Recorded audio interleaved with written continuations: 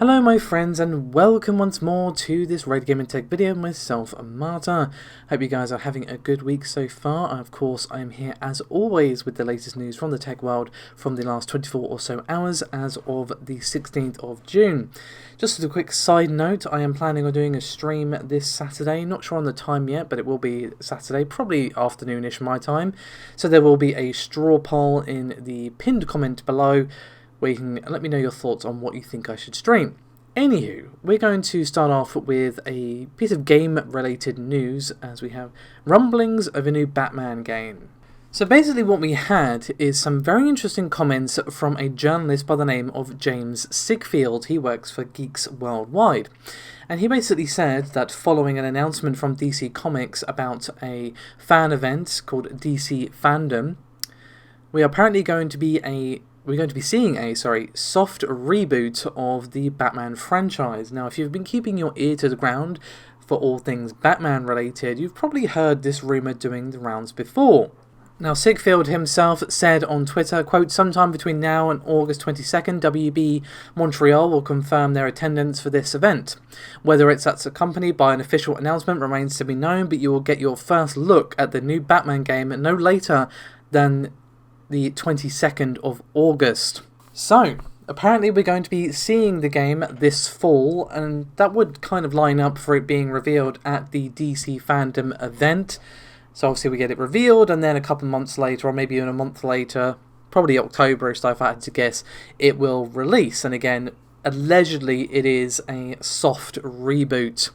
I know the open world games for the Batman series, Arkham City, Arkham Knight and so on, were very popular in the Batman series, but I actually kind of hope for a return to the more story-focused style of Arkham Asylum. I love that game. It's so good, and I feel like as good as the other games were, it definitely suffered a little bit in my eyes from not having the focus that game did. But that's just me, that's my personal opinion. But either way, definitely looking forward to seeing this being announced. It's been a while since we had a new Batman game, and I'd be curious to see what a soft reboot actually entails. But we're going to move on to our main meat of this video, which is regarding the Ryzen 3000XT processors. Now, this is an official announcement from AMD themselves, so we have official confirmation of the specs and the price, as well as the expected availability as well.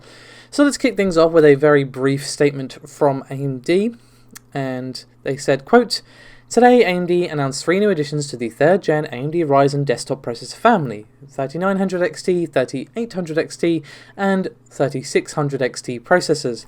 Introducing XT branding for the first time to the Ryzen family of processors, the new AMD Ryzen 3000XT desktop CPUs are purpose-built to maximize performance under any workload. Expanding on the award-winning 3rd gen AMD Ryzen processor family, 3000XT series desktop processors are optimized with higher boost frequency to deliver elite-level performance that dominates gaming and content creation." So with that out of the way, let's talk specs and improvements, shall we? So, let's go down the stack from the top, shall we? So the Ryzen 9 3900XT is of course 12 cores, 24 threads, a base frequency of 3.8 and a boost of 4.7, total cache of 70 megabytes and a TDP of 105 watts, and this is going to be available on July the 7th, or is expected to be available then I should say, and that is the expected availability for all the processors. The price in US dollars is listed as $499 for the 3900XT. For the 3800XT, we see 8 cores, 16 threads, 3.9 base frequency and 4.7 boost once again, 36 megs of cache on this one, and still that 105 watts TDP and a price tag of $399 once again in US dollars.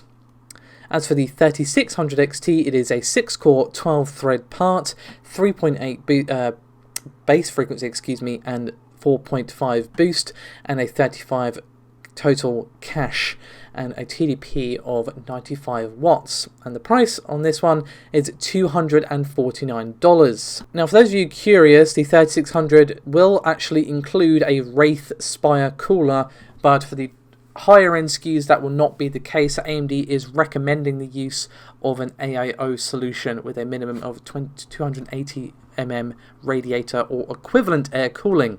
And according to what AMD have revealed themselves, we are going to be seeing up to 4% increase in single-threaded performance over the vanilla original 3000 desktop processors, and up to 40% more power efficiency than the competition. Now obviously these processors were never intended to reinvent the wheel or to be like, oh my god, so amazing that everyone who already has a Ryzen 3000 part is going to rush out and buy these ones. That's obviously not what they're intended to do. As the rumours initially said from the start, they were supposed to basically just exist to take on Intel's Comet Lake offerings. Now, alongside the announcements of the 3000XT parts, AMD also announced a new chipset for the AM4 platform, which of course is going to be for the third generation Ryzen processors, and it is the A520 chipset. And they also announced some improvements to AMD Store Me, and they said that, quote, highlights of the 2.0 version include a new caching-based acceleration algorithm that enhances data integrity and prioritizes most used data, speeding up boot times by up to 31% and decreasing game load times by up to 13% versus an HDD only. With its intelligent design and streamlined interface, AMD Store Me is ideal for achieving SSD level speed with HDD level capacity. So with all that said, it's going to be very interesting to see how these processors actually fare. You may recall that every month there is a press release from mindfactory.de, and they basically show how many Ryzen processors versus Intel processors they themselves sold, and obviously what made up those processors. So it'd be interesting to see how many newcomers or perhaps people upgrading from the original Zen actually make the choice to go with the XT rather than going with the vanilla third generation. But that's not the only AMD topic I have for you today. We're going to be having an update for the Ryzen 3000G Renoir series. So basically this is an update to some leaks that we had previously. In the previous rumours surrounding the 4000G series, we were expecting to see 6 models, which were the 4700G, the 4700GE, 4400G, 4400GE, 4200G and 4200GE. But now we have a bunch more SKUs being listed. Now we also have a benchmark available for the 4750G, but you can see yourself on screen the additional SKUs that have been added to the list.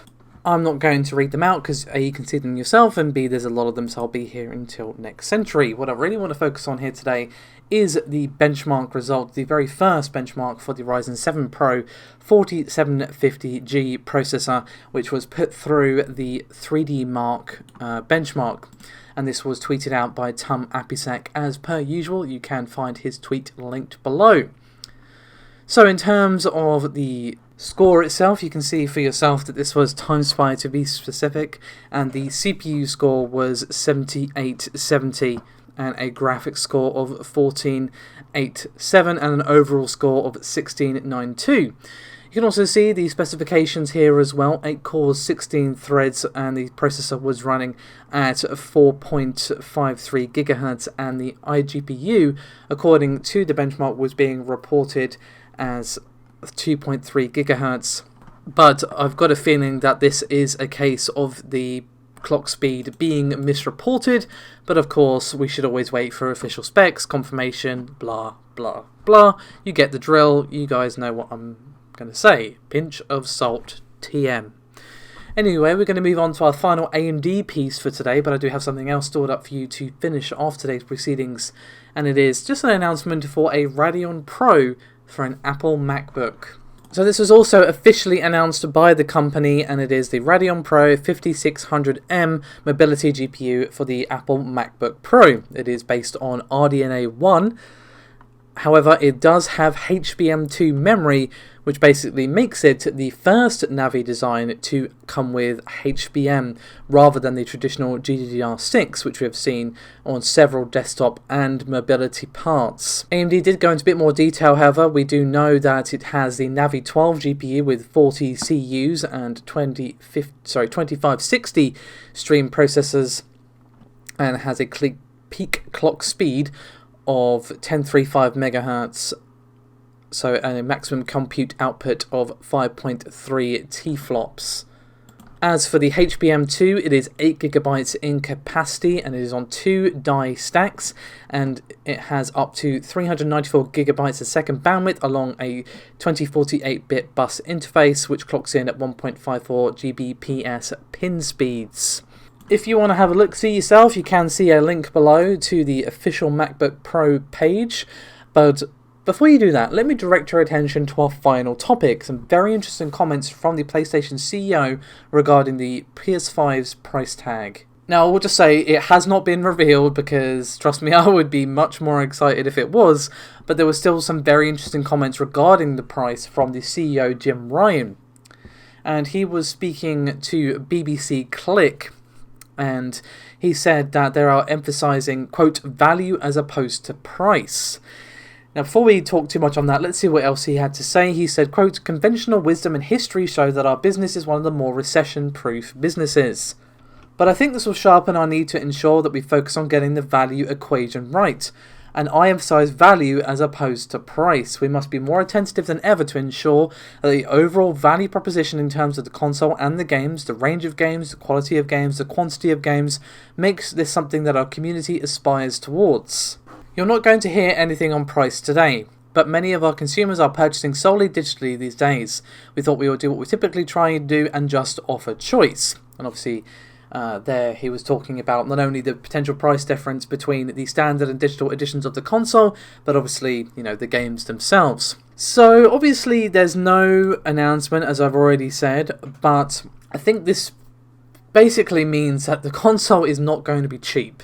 I mean, I don't think anyone was expecting it to be cheap, to be fair, but it's going to be pricey, I think, just judging by these comments. But Sony are really going to be pushing that you can get lots of exclusives for this. You know, maybe they'll even throw in a month or two free of PlayStation Plus or something like that. But it does say to me that they are not going to be blinking on the price, but they are going to try and make gamers feel as if they have definitely gotten their money's worth. Now, I think it's going to be a little while before we get the price. I am pretty much convinced that Microsoft and Sony are in a game of chicken right now, and that whoever blinks first and reveals the price loses. So, I don't know, one will see it, because obviously they are both aware that they need to give people time to save up, because, you know, not everyone has just 500 quid or dollars or whatever it ends up being, just lying around just to plonk down on day one for a PS5. Most people have to kind of be like, alright, I'll set aside X amount a week or month or whatever to be able to afford it at launch. And obviously many people are going to opt not to buy it at launch because they're still happy with the previous generation, or they're going to stick to PC.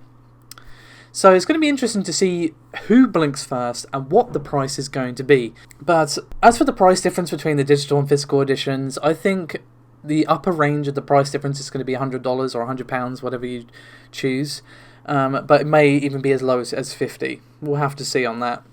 It's pure speculation, obviously. I'm basing this off of nothing other than pulling it out of my butt. So keep that in mind. It's definitely going to be interesting. I think we are 100% looking between 450 to 550. I've seen 600, 700 thrown around. I think that is way too high, and I think they would not do too well, either of them, if it was that expensive, because that's crazy. But of course, it could very well be that expensive. I am not basing this off of any inside information. Anyway, that is me done for this video. Do remember to give us a like and subscribe, and of course do check us out on Facebook, Twitter and Patreon if you so desire, and of course twitch.tv/RedGamingTech on Saturday if you care to join me for whatever game that I end up doing. It's looking like Dark Souls 3 at the moment, but we'll have to end up seeing, of course. Anyway, thanks again. Bye bye.